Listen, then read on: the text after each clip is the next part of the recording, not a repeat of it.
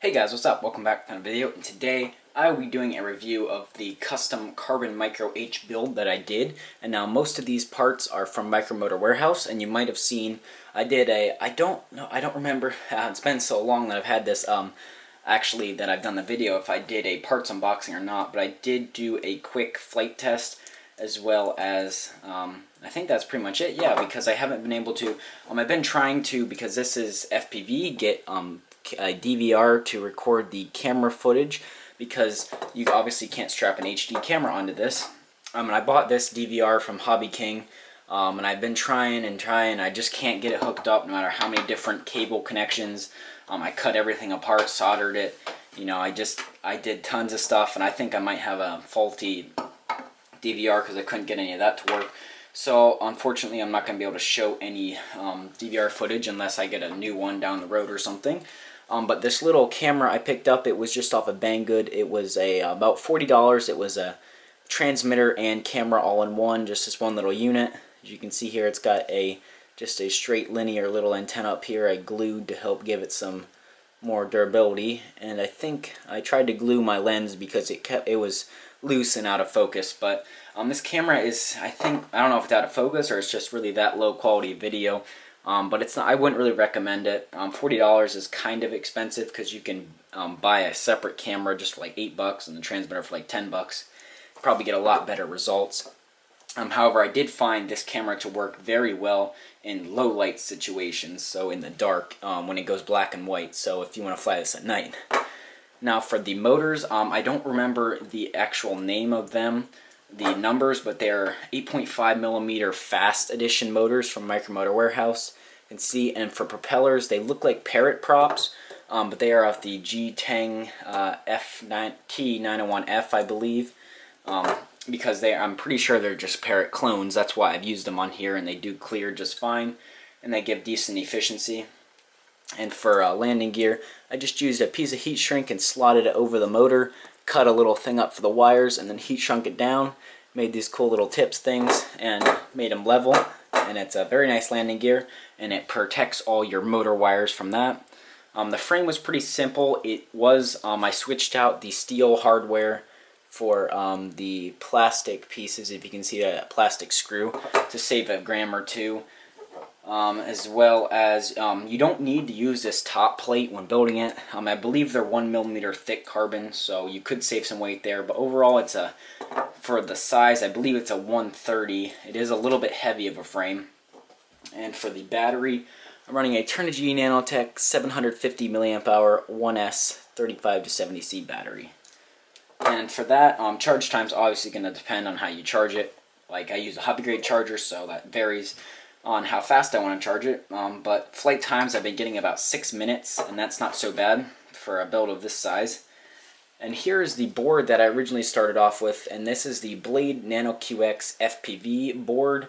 And now this one definitely I did like, because I could control it with my Taranis here, and to do that I needed this Orange RX module for the back, since this is DSM2 or DSMX, I forget which one it is.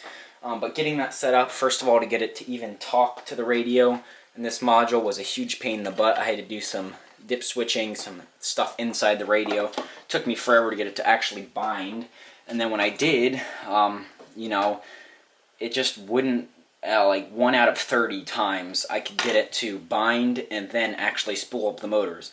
Like, I could see the LEDs, it would bind, and I could see the LED switch colors from blue to red, from acro to angle mode with my switch. So I was connected to the board, it just wouldn't let me fly. Another thing, I have just had dropouts, it just drop out of the sky. It only let the battery discharge down to 3.9 volts, so just a bad board outside of the quad that it's built into, so I wouldn't recommend this. It was like $40. So basically, to fix that, I swapped in a good old JJRC 1000A board here, and I'm controlling it with the stock remote. You know, definitely not as nice. You don't have acro. It's a little more twitchy. Like, it's not nice transitions, but you know, it flies, and it lets me get actual flights. It doesn't just drop out of the sky. The main thing is that it flies. Like, it took me 30 tries, I say, to get one flight in. it was just so annoying, this board, so I just got rid of it. And it's still in good shape, so I might end up selling it, but I don't know. Now, let's see, what else I'm going to talk about. The FPV off of this, the range, I never really tested it fully because, you know, I didn't have anywhere to go, but I probably went, it's a 25 milliwatt video transmitter, and I went all the way out probably 100 meters, you know, just around, and it worked pretty well. And I was using it with my Quantum V2 goggles with a 5.8 gigahertz patch, as well as circularly polarized omnidirectional antenna here. So probably not the best because this is a, I believe it's a linear dipole antenna. I think that's what they're called. So the combination of the two, but it did seem to work fairly well. But once again, I probably wouldn't buy this camera again. And I just attached it on there with hot glue. And now for the power to that, it just comes with this little plug here. And because I tried soldering this to the board, but as soon as you give up power, it would completely cut out your feed because it would put so much noise into it. So I decided to, instead of adding a little regulator or anything, to just carry a little 100 milliamp hour battery on there. And I just did that. You just plug this in, and it just carries it on there. It's like, I believe, 1 or 2 more grams, so it's not that big a deal. And then I just rubber band it on there, and it would just sit up there. So, and I attach my battery just with a little piece of Velcro, and I move it back if I'm using the FPV battery. And this lasts only about 2, maybe 3 flights of a full charge, so, you know, not that convenient, but this is kind of a jerry-rigged, you know, micro build. Definitely not clean. I definitely do it different next time. But overall, the frame and the motors are what I was looking at from Micromotor Warehouse, and the motors do perform well. They don't get hot even with these propellers. They seem to have decent power to efficiency ratio. And basically that's it, you know. So since I've already done an outdoor flight with this, I'll leave a link down below. And just because the weather permits, I'm only going to be doing an indoor flight for this review. So let's go right to that footage then. Okay, here we are for the indoor flight test of the Micro Carbon H. So when I'm not using the FPV on this little wire here, I just kind of put it underneath the battery, and as I Velcro that down, it sticks it out of the way. So let's plug it in, and I'll just set it down on the ground there, and then turn on the transmitter, and we're ready. First time, every time with this board. That other board, oh my gosh, 10 minutes maybe before I could even get it in the air. So let's bring it up here. It is a little bit loud, running 8.5 millimeters, and I believe 66 millimeter props, the G-Tang ones, very similar to these Parrot props. You can see it's stable. It does drift a little bit. There's probably a little vibration getting into that JJRC board. But at least with this board I can fly it. With the other board, it was just a nightmare. And you can see, it looks pretty cool. So this is flying in 20% rates, the JJRC transmitter. That yaw is just totally unusable. I usually fly in 60% rates. But as you can see, that's the biggest problem with this board, I'd say, is that the yaw. You can see it kind of kicks up and just gets all out of whack. The tuning, I don't even know what these micro boards have. Toy boards, it doesn't handle it very well. The blade board did fly smoothly throughout that, as well as I can control it with my Taranis rather than this cheap JJRC toy transmitter. But once again, it flies this way. The other way is just so hard to fly. So, and also there's no acro on this transmitter or board, so no flips or anything in FPV, but it doesn't really matter,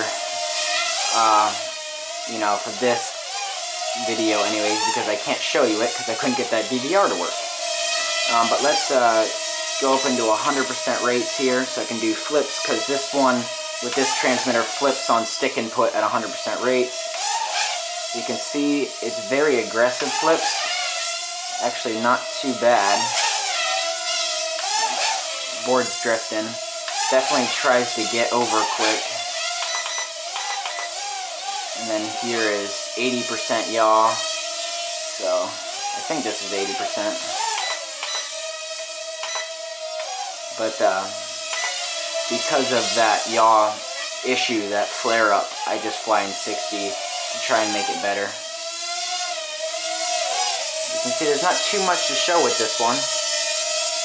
I mean, I definitely did want to show you guys that FPV footage because that's the main thing about this. I can fly it all throughout my house, sitting in a chair downstairs, up the stairs, down hallways, in rooms.